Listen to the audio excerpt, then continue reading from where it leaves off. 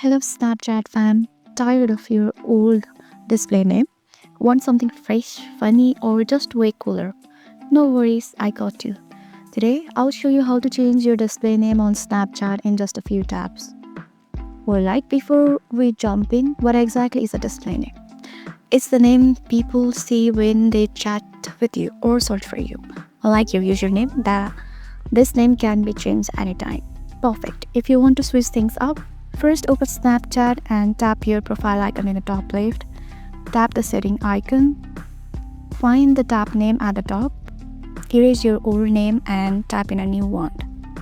It could be anything, customize on your own base. Tap save and done. Your display name is updated. Now whenever someone sees your profile, they will see your new name. So will friends see the change? Great question. Here's how it works. New friend will see your updated name. Old friend might still see your previous name unless they edit it manually.